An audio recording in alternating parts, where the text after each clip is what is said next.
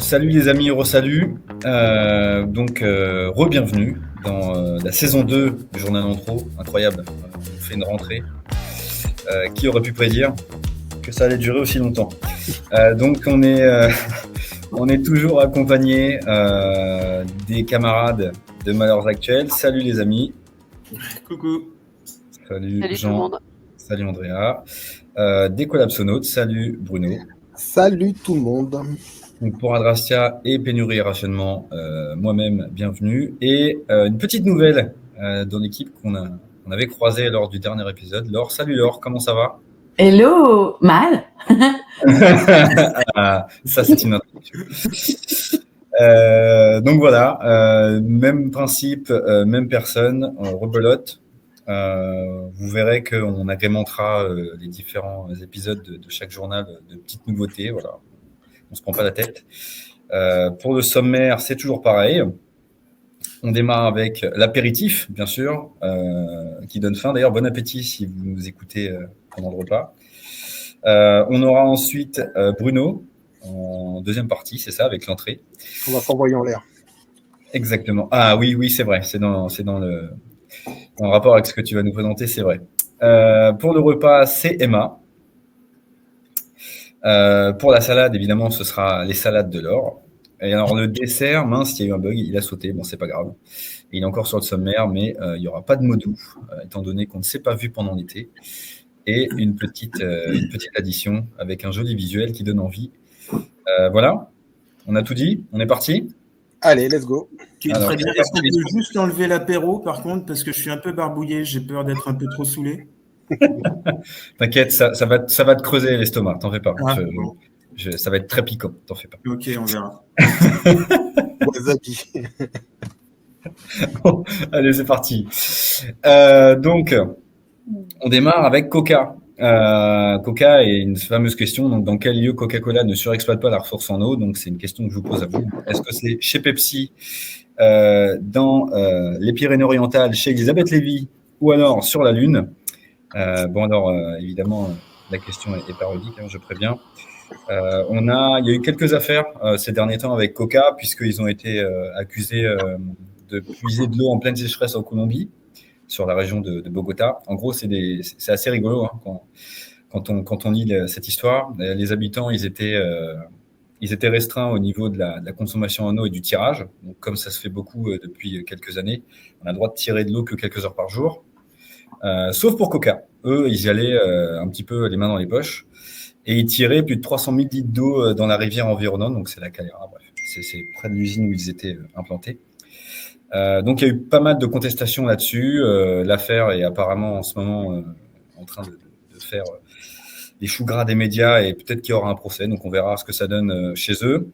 C'est pas la seule situation où Coca s'amuse à faire ce genre de choses, puisque chez nous aussi, à Grigny, qui est donc une ville française, il y a eu des contestations l'année dernière sur le pompage excessif dans la nappe de Coca, qui puise par an environ 1 million de mètres cubes, c'est pas une paille, et qui donc puise de l'eau surtout sur une nappe qui est située à plusieurs mètres de profondeur.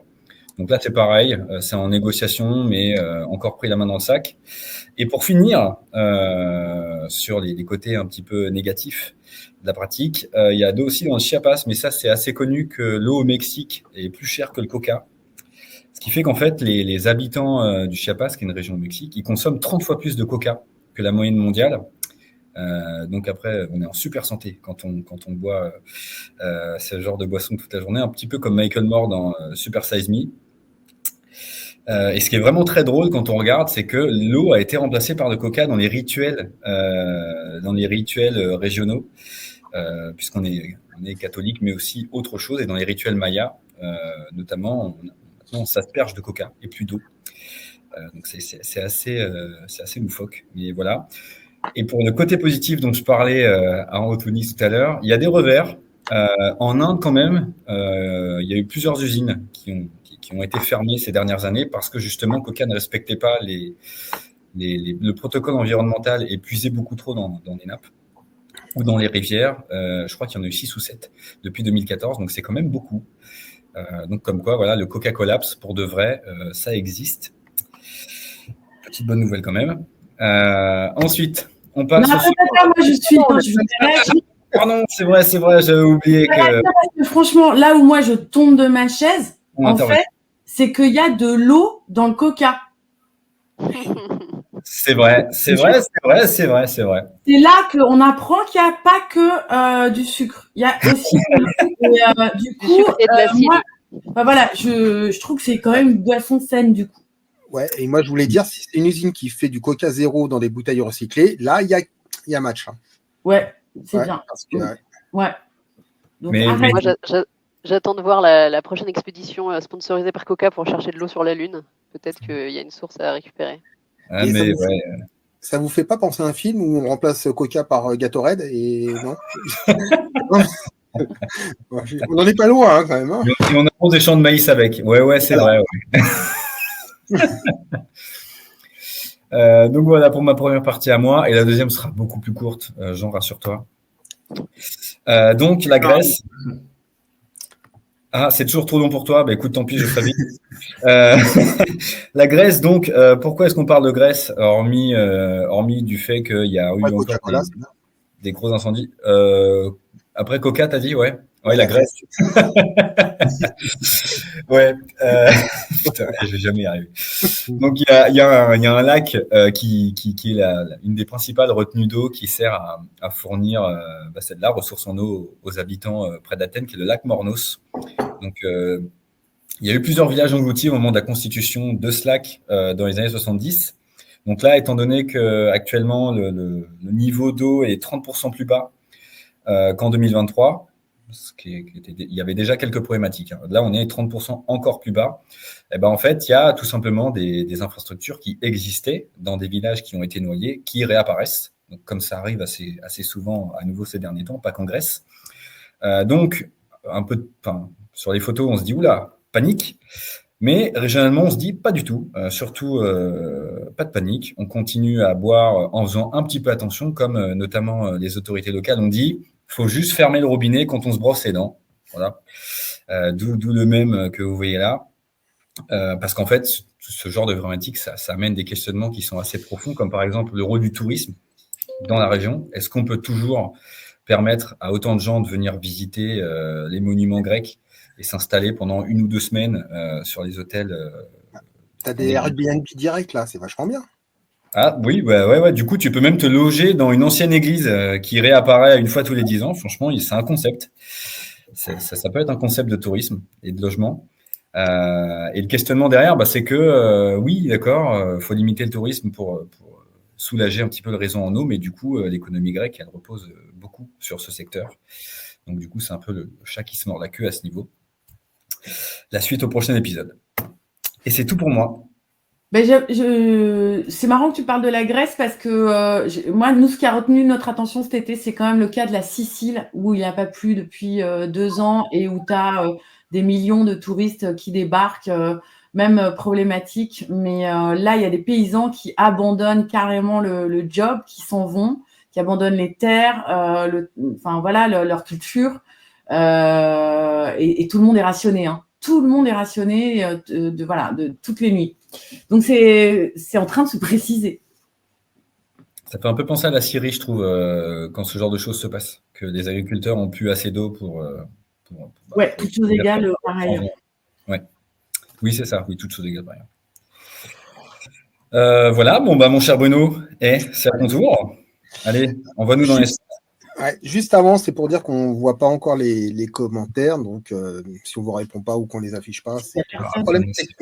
C'est chiant, ça. Donc voilà, cette semaine a été une folle semaine pour SpaceX qui nous a hier envoyé un privé dans sa nouvelle tenue de cosmonaute dans l'espace. Mais surtout, en début de semaine, on a eu le programme de SpaceX pour la colonisation martienne. Alors, c'est un projet que Elon Musk a sorti en 2016. Alors, déjà vivement critiqué à l'époque. C'est déjà étonnant que ça revienne encore sur la table, tant ça en est ridicule. Hein. Je ne sais pas si vous voyez, dans 2 ans, les premiers vaisseaux qui vont aller là-bas. Et puis, dans 20 ans, on va coloniser avec une base qui sera autonome. Qu'est-ce que ça veut dire, une autonomie sur Mars ?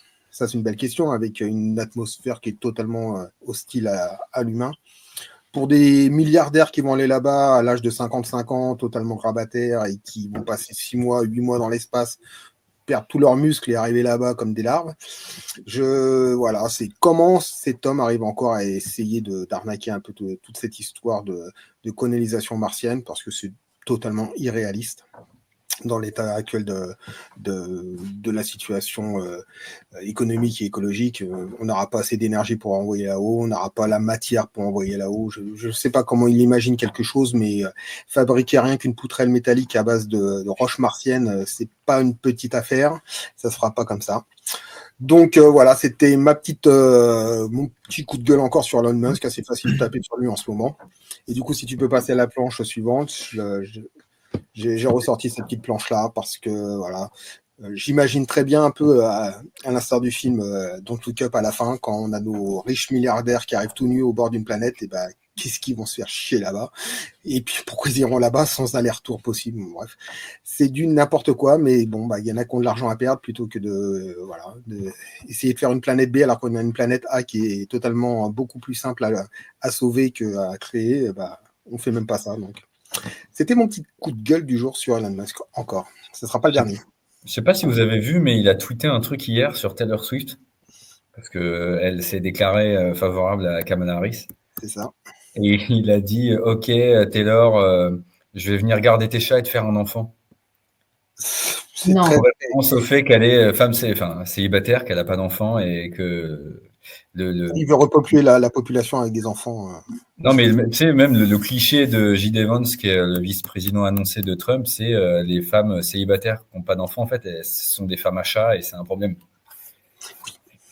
Les En chats, fait, moi, je comprends pas pourquoi ça vous attriste que ces gens-là aillent sur Mars, en fait, mais qu'ils y aillent, en fait. Oui, mais Je je suis sais, bien. plutôt prévu, Je suis d'accord qu'ils aillent sur Mars. Le même qui se scratch en vol, moi, ça m'est égal. ils peuvent prendre Bezos et toute la compagnie, hein, c'est clairement. Le problème, c'est que les milliards qu'ils mettent là-dessus, c'est un peu bête de ne pas les mettre ailleurs, quoi. C'est tout. non, mais je trouve que c'est intéressant. Par ailleurs, nous, on est en train de vous savez, soit il y a la terraformation de Mars ou des planètes comme ça, et nous, on est en train de marsoformer la Terre. Donc, je pense qu'en fait, on n'a pas besoin d'aller sur Mars, on est en train de préparer une petite Mars. Une petite Mars, une petite Vénus, ouais, c'est ça. On est en train de faire tout l'opposé. Ouais, moi je pense que si dans 20 ans on en a encore à gaspiller des ressources et polluer l'atmosphère pour essayer de construire une ville sur Mars, je pense que c'est qu'on n'aura encore toujours rien compris.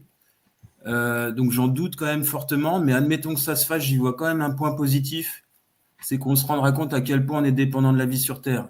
Donc ça aura le seul mérite de faire réaliser aux mecs complètement hors sol comme Musk que la planète Terre est vraiment tout ce qu'on a de plus précieux et d'essentiel. Ouais. Du coup, ouais. Alors, j'ai envie de dire, je suis super d'accord avec toi, mais quand tu vois Jeff Bezos qui dit « Oh, je me suis rendu compte, j'ai pris conscience quand j'étais dans l'espace de la fragilité de la planète », qu'est-ce qu'il a fait depuis 3 ans?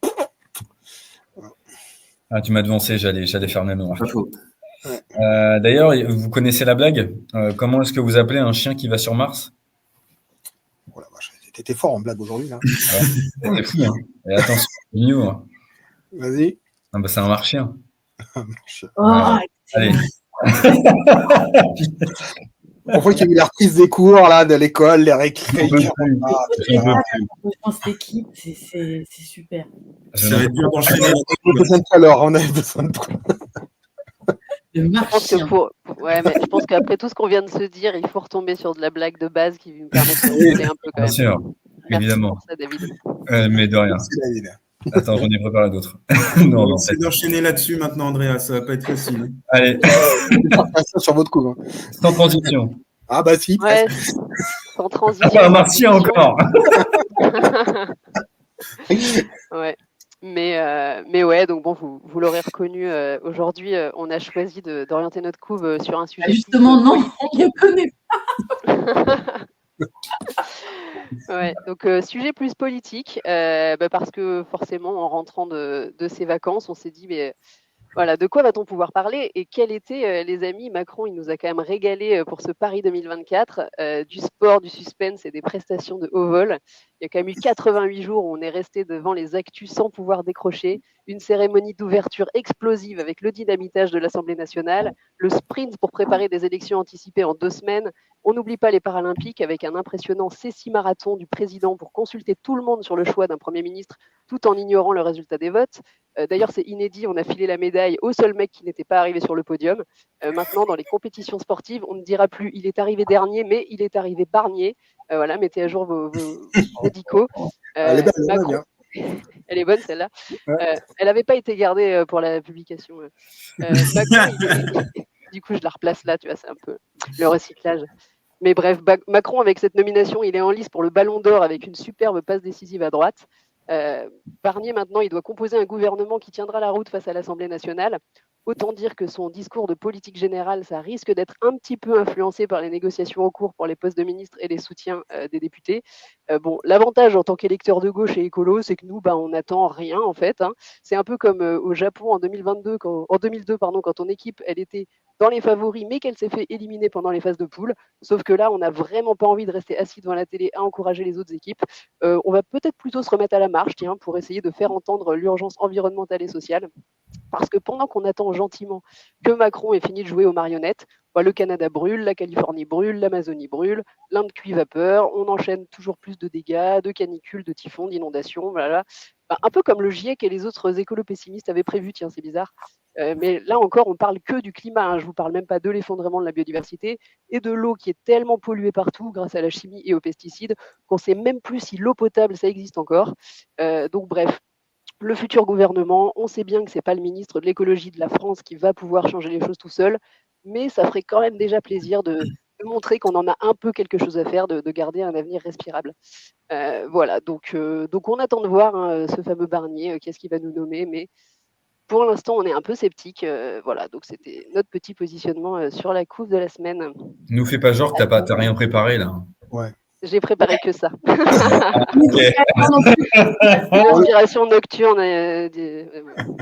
Et puis, fais pas non plus le genre, on attend de voir ce que va faire Barnier, parce que, Toi, tu n'as pas d'espoir. franchement, ça me fait penser à Charles Pasqua avec cette phrase mémorable. Charles Pasqua, souvenez-vous, Charles Pasqua qui disait que les promesses n'engagent que ceux qui y croient. Oui, et du coup, à partir de là, tu as compris que la politique, dans toute sa splendeur, voilà, était incapable d'adresser les questions qui nous préoccupent. Moi, je pense qu'il n'y a pas de panique à avoir parce que Bernier, il a apparemment vraiment une sensibilité écologique. Il aurait même été aperçu récemment en train de trier des déchets pour former un gouvernement. Mais on enchaîne vite. Il recycle aussi, il en recycle beaucoup. Il en recycle beaucoup, apparemment. Lui-même est issu du recyclage, hein, donc c'est beau. Est-ce que je passe à la suivante? 2 slides même, je crois. Alors, vas-y. Voilà, Ok. Voilà, on voulait parler aussi d'un truc super festif, à savoir le grind. C'est cette superbe tradition aux îles Féroé qui consiste à rabattre des dauphins avec des bateaux vers le rivage pour ensuite les lacérer en masse avec des grands couteaux. Miam. Voilà, est-ce que vous êtes plutôt pour ou contre cette tradition? Pour. Moi, je suis pour, mais... Moi, je dis, il ne faut pas toucher aux traditions. Moi, je suis pour, mais tu sais, les dauphins, ils sont pas gentils, hein. Ils violent les autres, hein, donc c'est justifié. Franchement, ça justifie. Regarde narquois, le dauphin, c'est... Ouais, bon, je vous prenais pour des rabat-joie, mais finalement, vous n'êtes pas si rabat-joie que ça, quoi. Ça va. Le rouge, c'est une belle couleur. Et puis, c'est une belle couleur, ça va très bien dans la mer, ouais. Tu peux passer un slide, on enchaîne vite fait avec... on voulait vous... Ah non, c'est à Andrea, pardon. C'est à moi. Bon, ça, c'était la petite blagounette sur la Méditerranée. On en a pas mal parlé cet été. Elle a atteint des températures assez phénoménales qui sont... voilà, on attend de voir un peu ce que ça va donner, mais on avait fait quelques blagues avec Emma sur le fait que pour la bouillabaisse, bientôt, il n'y aurait même plus besoin de chauffer. Les poissons, ils seraient déjà cuits direct dans l'eau de la Méditerranée. Et là, histoire de rajouter une petite couche dessus, il y a un satellite d'observation qui s'appelle Sentinel-2 qui fait partie du programme européen Copernicus, qui est un programme européen qui nous donne absolument tout le temps des super bonnes nouvelles sur l'état de la planète. Et là, notamment, ils ont pu cartographier à peu près 14 000 bandes de déchets plastiques d'au moins 10 mètres et sur une longueur moyenne de 1 km qui sont cartographiées un petit peu partout en Méditerranée. Alors, c'est principalement concentré vers les côtes, évidemment, mais voilà, on peut voir que la Méditerranée, elle chauffe, elle se remplit gentiment de plastique. Et donc, on a fait cette blague un peu de mauvais goût. Et encore, on aurait pu faire pire sur plein de plastique et so hot. Voilà, on a l'image un peu de la bimbo qui se fait plastifier et qui est très chaude. Voilà. Et pour notre défense, c'est une blague qui a été proposée par une femme de l'équipe de Malheurs Actuels. Mais bon, voilà. Désolée pour le côté un peu sexiste de la blague. Mais voilà, donc la Méditerranée, tout va bien. Ça donne de plus en plus envie d'y aller en vacances. Et j'espère que du coup, ça va rajouter plus de touristes en Sicile et en Grèce pour accompagner les pénuries d'eau. Ce qui est bien, l'avantage, c'est que tu n'as plus besoin de gazinière, quoi. Ça, tu vois. Ça. Du coup, Et économie d'énergie. d'eau, l'un dans l'autre. Et d'énergie. Exactement. L'année dernière, enfin en juin l'année dernière, au large de Miami, il faisait 38 degrés dans l'eau. 38 degrés, bien, vous vous rendez compte? Ah Alors malheureusement non, les coquillages ne sont pas cuits sur place, ils ne peuvent même pas se développer. Et donc des villes étaient en totale faillite parce que, vous ne le savez pas, mais la capitale mondiale de la palourde se trouve en Floride. Et aucun des naissins n'a pu se développer. Donc ça a été plus la tempête Idalia, ça a été une sorte de ravage économique pour cette zone. Et là-bas, ils n'ont pas trop d'assurance catastrophe naturelle, puisque les assureurs se sont barrés. Donc vous imaginez un peu le marasme économico-social. C'est bon tout ça. Ça donne envie. Ouais, je reprends juste sur le. Oh punaise, c'est un accessoire, mais on aurait bien pensé, merde. Ah, le salaud, il l'a dit à personne. Je reprends juste sur le côté assurance, Laure, parce que j'avais un. Putain. Dans mon l'ancienne boîte où je bossais, il y avait un collègue qui bossait sur des investissements aux US. Et en gros, il disait c'est compliqué quand tu achètes quelque chose aux États-Unis avec des fonds français, parce que tu es censé, tes prêts, si tu fais un prêt, ils sont censés être reliés, assurés par des organismes d'assurance. Et ici, personne ne veut. C'est très compliqué en fait de trouver un assureur qui accepte d'assurer ton prêt parce qu'il y a trop de risques, notamment environnementaux, qui reposent sur des infrastructures là-bas, et notamment en Floride. Donc voilà. Bon, allez, c'est chiant. On passe Allez, on passe au Ou la Floride, il faut choisir. Allez. Et on voulait vous parler de la rentrée des chasses. Donc, si vous avez des petits bambins qui ressemblent de près ou de loin à des sangliers, c'est le moment de ne plus faire l'école buissonnière. Parce que les buissons, ils sont plus très sûrs à cause de quelques excités de la gâchette. Ou au contraire, sinon, voilà. Porte la planète. Un ball trap, ouais, nickel.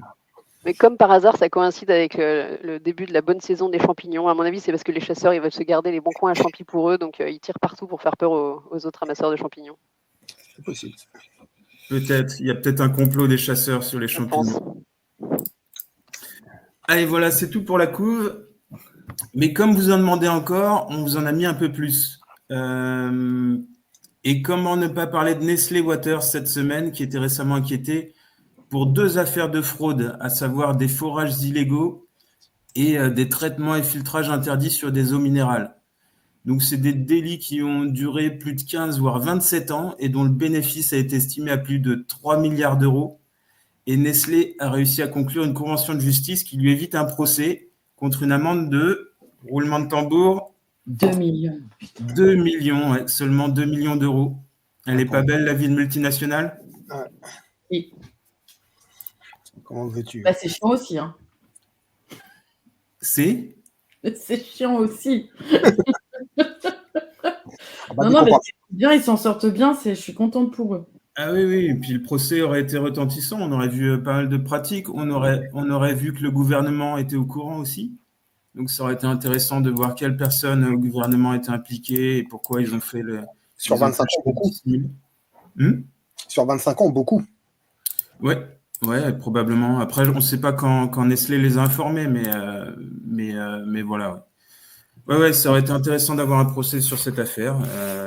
Et 2 millions, c'est vraiment dérisoire par rapport au chiffre d'affaires de cette multinationale et au bénéfice qui a été gagné avec ce fraude. Pareil, là, tu as Apple qui est condamné à 13 milliards d'amende pour impôts non payés en Irlande ou je ne sais pas quoi. On va voir comment ils vont se démerder aussi, mais ça se trouve, ça va être dans le même genre de truc. Et en fait, moi, je m'interroge sur c'est le tribunal judiciaire d'Épinal, je crois, qui a décidé de clore le dossier. Moi, ça m'intéresserait d'avoir un peu tu vois, les retours de ces gens qui travaillent sur ces dossiers-là, de voir ce qui les motive, parce qu'on peut se dire qu'à priori, dans un tribunal judiciaire, les gens sont assez probes, intellectuellement parlant, et qu'est-ce qui peut bien les enfin je sais pas, leur permettre de trancher comme ça. Comment ça marche un cerveau comme ça? Eh ben, on va investiguer. Merci, Laure. Je pense que la rapidité du jugement, elle y fait beaucoup, en fait. C'est un jugement qui aurait duré 5-10 ans, qui aurait été vraiment fleuve avec beaucoup de recours, d'appel, ouais. Donc là, ça permet de régler la chose en quelques mois. Donc, non, mais tu peux mettre 20 millions, tu peux mettre 200 millions, tu vois. Enfin, ça, c'est en discussion justement pour adapter ces amendes. Apparemment, c'est plutôt forfaitaire actuellement.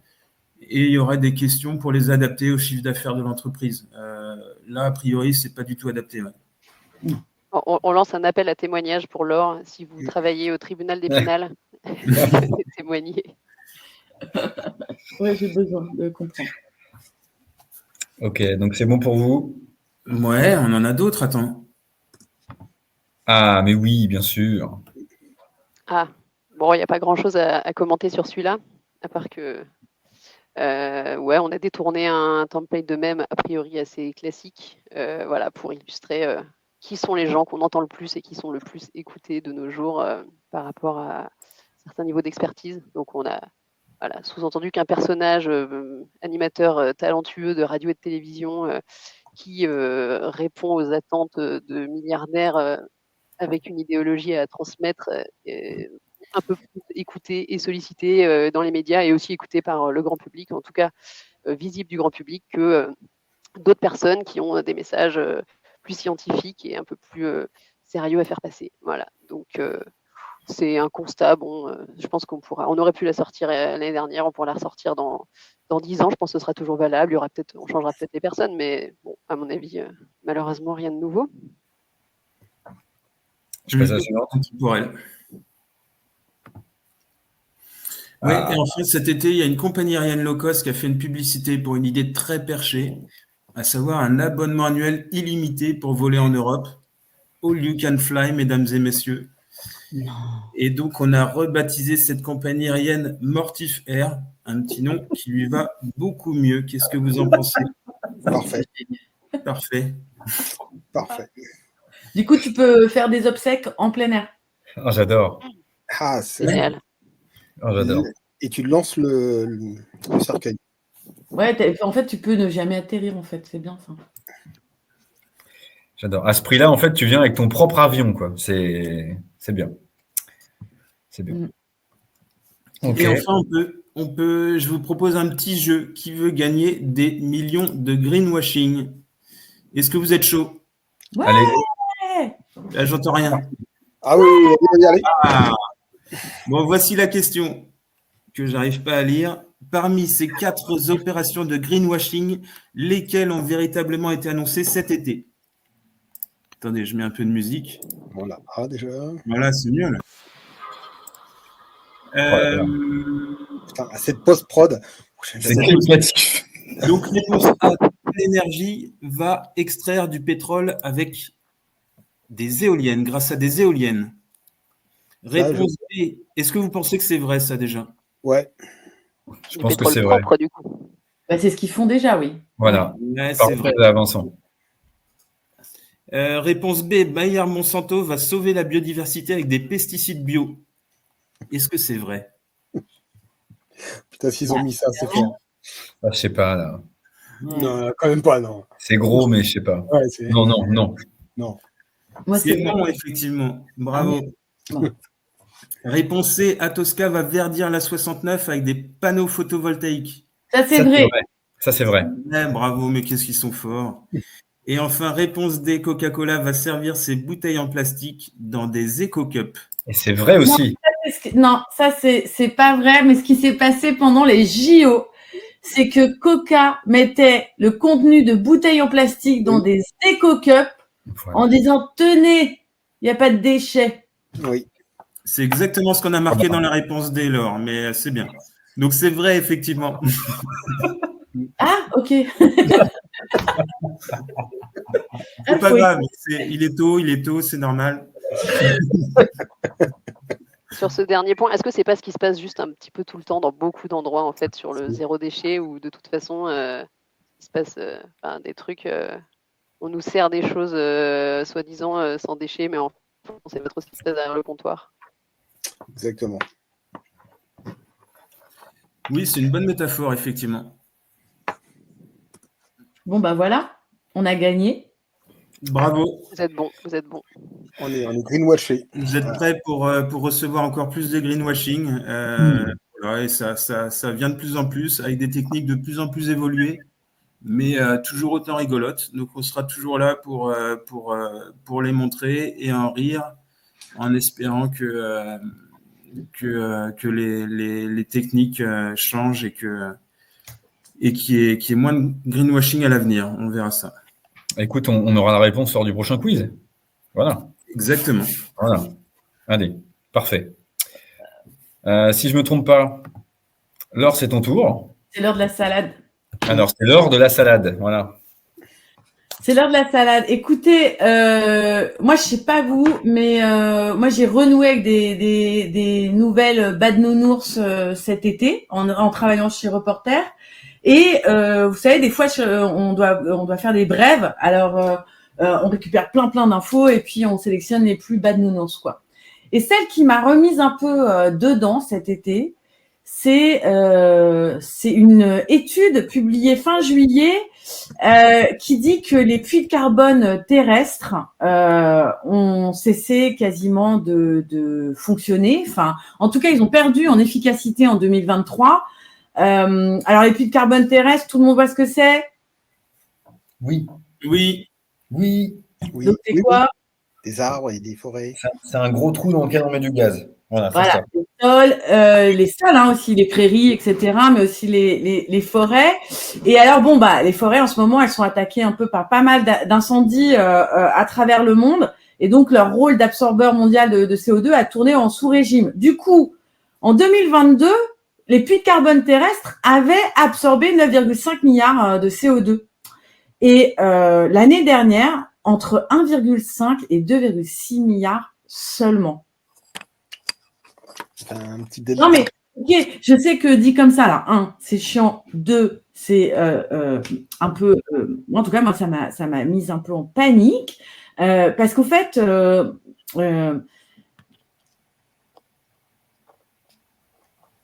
En fait, est-ce qu'on n'est pas au bord des boucles de rétroaction positive dont on parle régulièrement et moi, je ne pensais pas voir ça de mon vivant quasiment, quoi.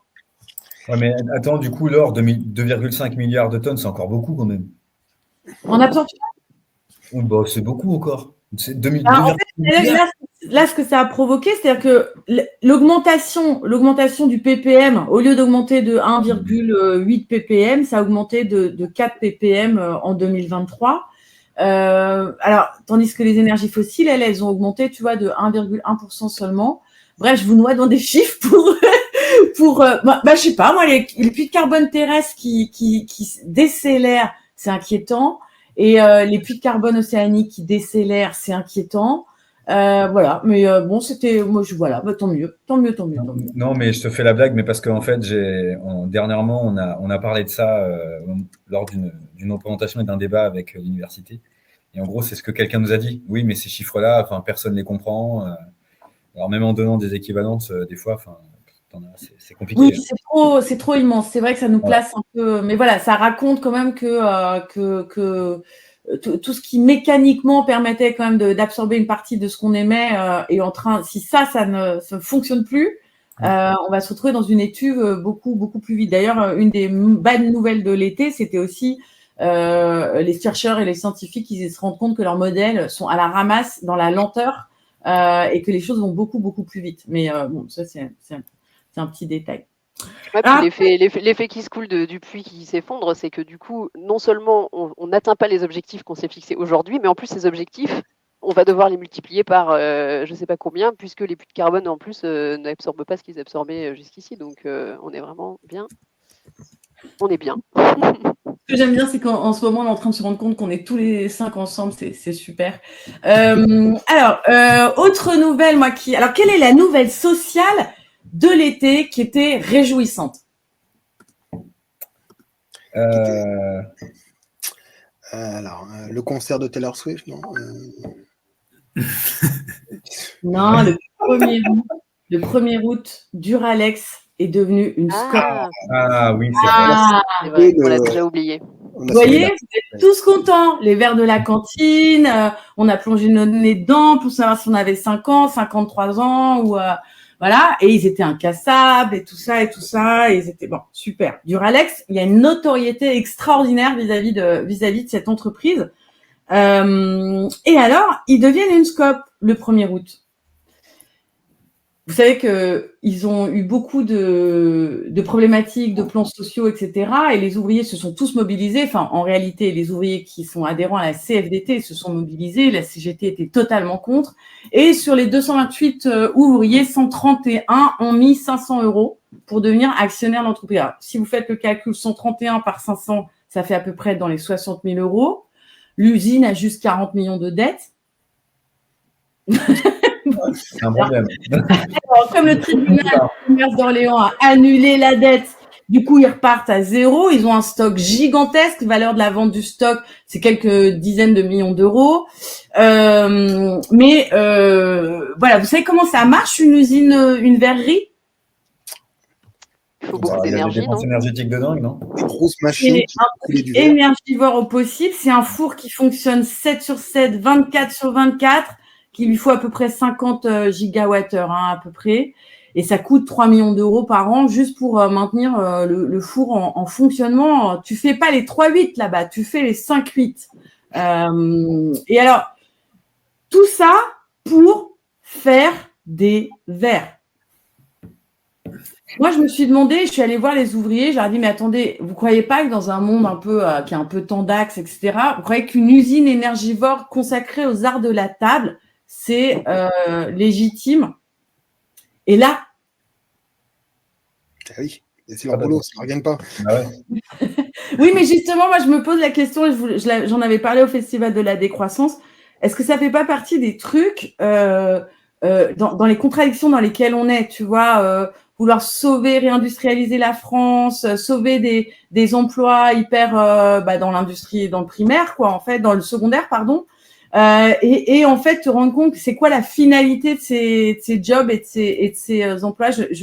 Je mets ça au pot des choses qui me chauffent le cerveau, voilà. Et c'est un peu la même problématique. Je ne comprends pas pourquoi Saunier Duval, qui fait des pompes à chaleur, est en train de vivre un plan social. Genre 250 personnes sur 700 vont être virées alors qu'il fabrique des pompes à chaleur qui normalement on vend en poupe, quoi. Donc j'essaie de comprendre un peu. Moi perso, ça m'intéresse les questions de monde ouvrier versus les questions de limites planétaires. Suggestion? Non, mais c'est intéressant ce que tu dis. Mais effectivement, quand tu es dans un. Alors, je prends ma petite casquette d'élu. Quand tu es dans un bassin comme ça, territorial, où tu dois sauver des emplois locaux, etc., tu essaies de tout faire malgré le fait que l'économie ne prend le pas sur l'écologie et sur ces questions à long terme.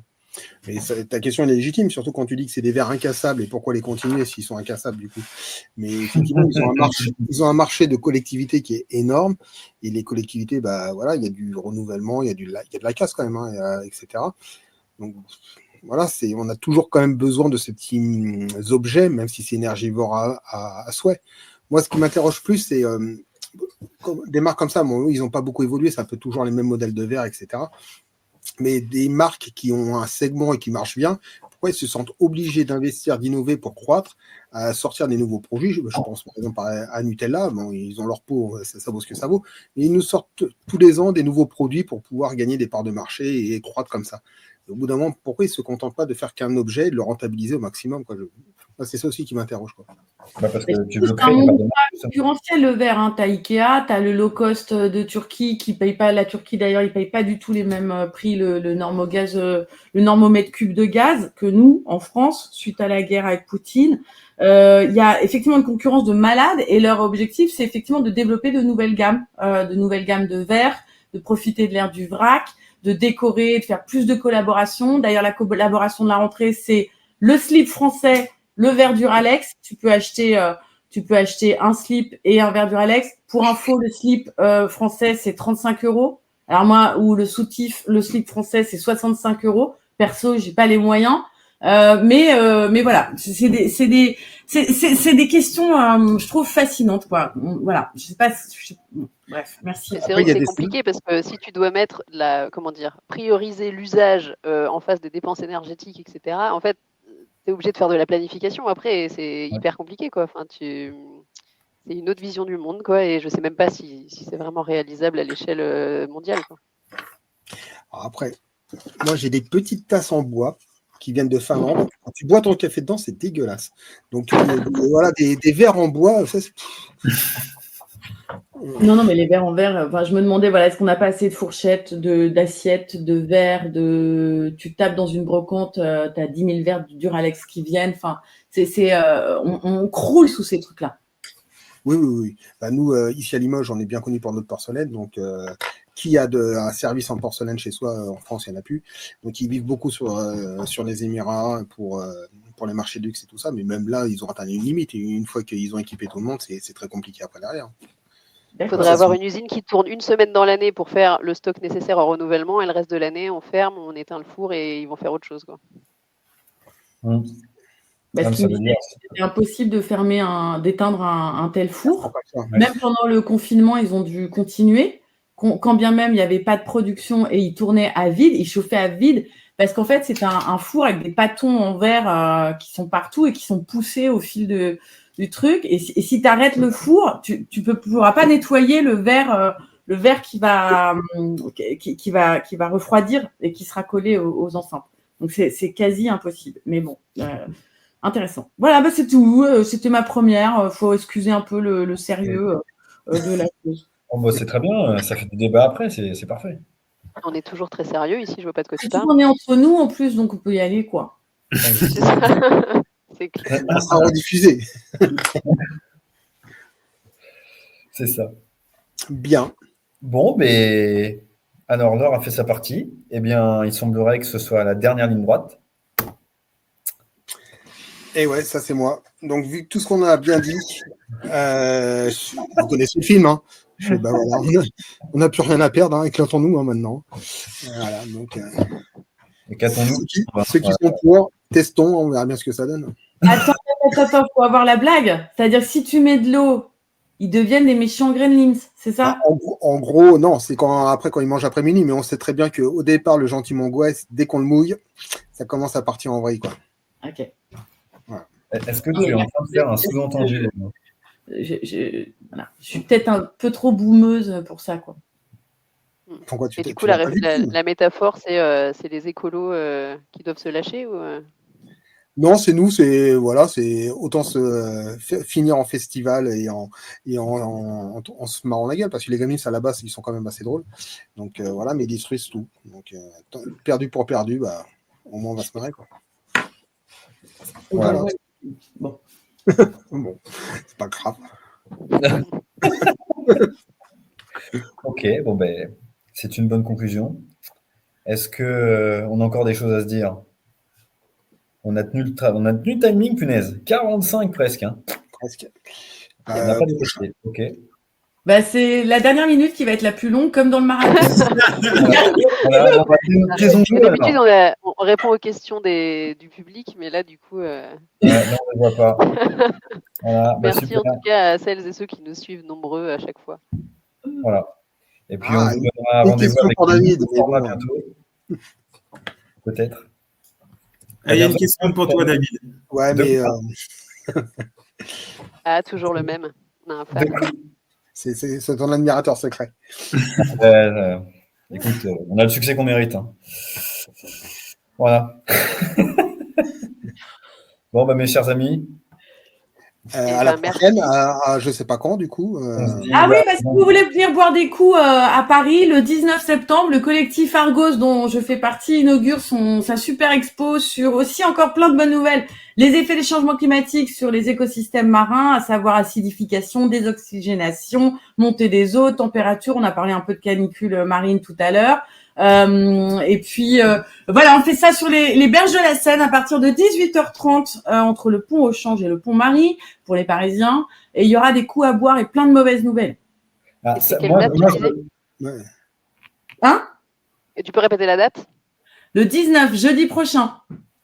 Ok. Une table ronde à 17h avec 2 chercheurs. Juliette Mignot, spécialiste de l'inversion de l'AMOC, vous savez, le courant nord-atlantique. Et puis Fabrice Pernet, spécialiste de l'acidification, qui dit que quand on met des algues dans les huîtres, ça désacidifie, ça fait baisser automatiquement le pH. Et je crois que les ostréiculteurs de la baie de Morlaix cet été n'étaient pas d'accord avec cette théorie. Eh ben, que des belles réjouissances.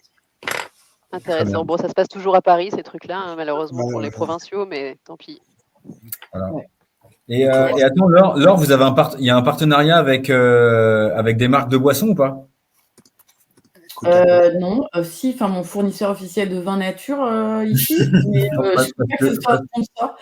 Et on a des cups pour rave qu'on a glanés dans les poubelles. Quand tu passes une journée à annoncer ce genre de truc, en fait, à la fin, tu as juste envie de boire. Donc, je soupçonne, tu vois, l'association par intérêt, là. Moi, je pense qu'on devrait se rapprocher de Pernod Ricard. À Paris, là, ça marche pas. Est-ce que vous avez déjà fait une enquête sur le taux d'alcoolisme chez les collapsos ou pas? Est-ce qu'il est plus élevé que la moyenne?